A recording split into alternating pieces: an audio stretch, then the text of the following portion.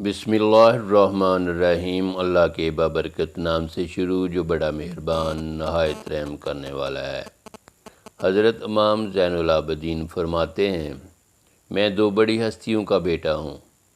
تستر 18 ہجری میں مسلمانوں کی فارس کی اسلامی فتح کے ایک حصے کے طور پر ساسانی سلطنت اور خلافت راشدہ کے درمیان شہر کے محاصرے کے بعد فتح ہوا تھا۔ تستر خوزستان کا ایک قدیم گڑھ تھا اور حضرت ابو موسیٰ اشعری رضی اللہ تعالی عنہ کی قیادت میں مسلمانوں نے اس پر حملہ کیا۔ مسلمانوں نے شہر پر قبضہ کر لیا اور فارس کے رہنما الہرزمان کو گرفتار کر لیا۔ مسلمانوں نے بازنطی اور ساسانی سلطنتوں کی سرزمینوں کو فتح کیا۔ 637 تک مسلمانوں نے ساسانی دارالحکومت مدائن، تمام عراق اور شام کے بڑے حصے کو فتح کر لیا تھا۔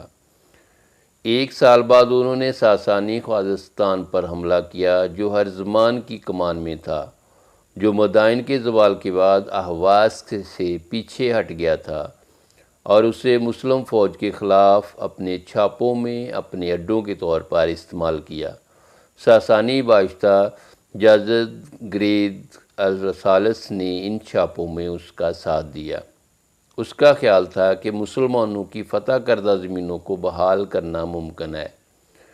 ہرزمان کو بالآخر شکست ہوئی اور اس نے امن کے لیے کہا، جسے مسمونز نے خراج کے بدلے میں قبول کر لیا۔ تاہم ہرزمان نے جلد ہی مسلمانوں کو دھوکہ دیا اور خراج ادا کرنا چھوڑ دیا، لیکن پھر شکست ہوئی جب کہ خوزستان کے شہر آہستہ آہستہ ایک ایک کر کے فتح ہوتے گئے۔ بعد از 641 میں رمیز میں شکست کے بعد الہرمزان تستر کی طرف بھاگ گیا اور شہر کے قریب شکست کھا گیا، لیکن اس کے باوجود اس تک پہنچنے میں کامیاب ہو گیا، جبکہ اس کے 900 آدمی مارے گئے اور 600 کو گرفتار کر لیا گیا۔ اسلامی فوج نے شہر کا محاصرہ کر لیا۔ کسٹر کو دریاؤں اور نہروں سے اچھی طرح سے مضبوط کیا گیا تھا، جو اسے تقریباً ہر طرف سے گھیرے ہوئے تھے۔ اس شہر کو کس طرح لیا گیا، اس کے بہت سے بیانات ہیں۔ الطبری کے مطابق محاصرے کے درمیان سینا نامی ایک ایرانی منحرف النعمان کے پاس گیا اور اس سے مطالبہ کیا کہ اس کی مدد کے بدلے میں اس کی جان بچا کر مدینہ کا راستہ کیسے بنایا جائے۔ النعمان نے اتفاق کیا اور سینا نے اس سے کہا، پانی کے ذریعے سے حملہ کرو اور شہر فتح ہو جائے گا۔ النعمان نے ویسا ہی کیا جیسا کہ اسے بتایا گیا تھا، اور البرا بن مالک ایک چھوٹے سے گروہ کی قیادت کرتے ہوئے مدینہ منورہ کی طرف کھسکنے اور احاطہ کا دروازہ کھولنے میں کامیاب ہو گئے۔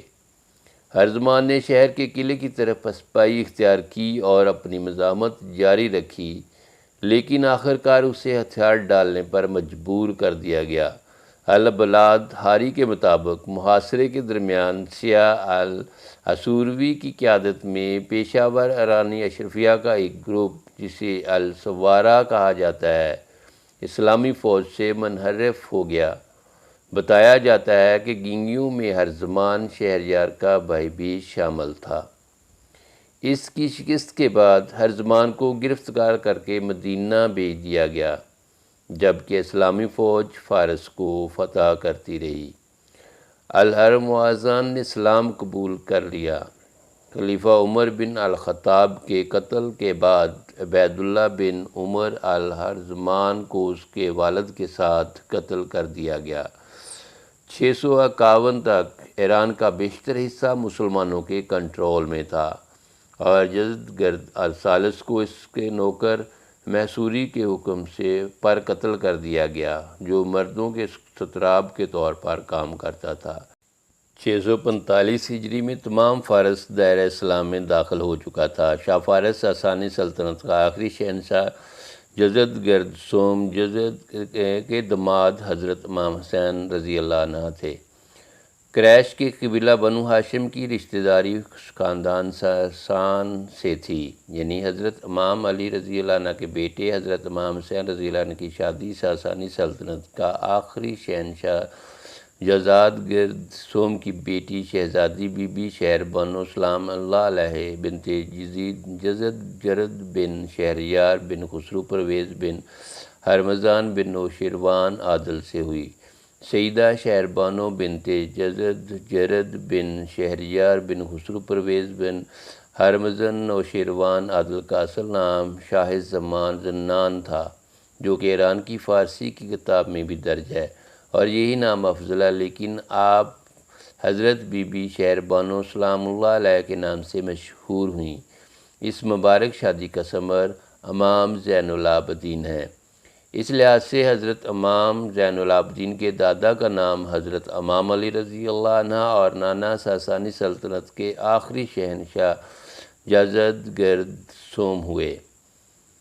حضرت امام زین العابدین فرماتے ہیں، میں دو بڑی ہستیوں کا بیٹا ہوں، کیوں نہ کہ رسول اللہ صلی اللہ علیہ وآلہ وسلم آپ کے جد اور بی بی شہر بانو رضی اللہ عنہ والدہ تھیں، تو شہنشاہ ایران آپ کے نانا ہوئے، اور آپ کی دادی کا نام سید فاطمہ الزہرا رضی اللہ تعالیٰ عنہ ہے۔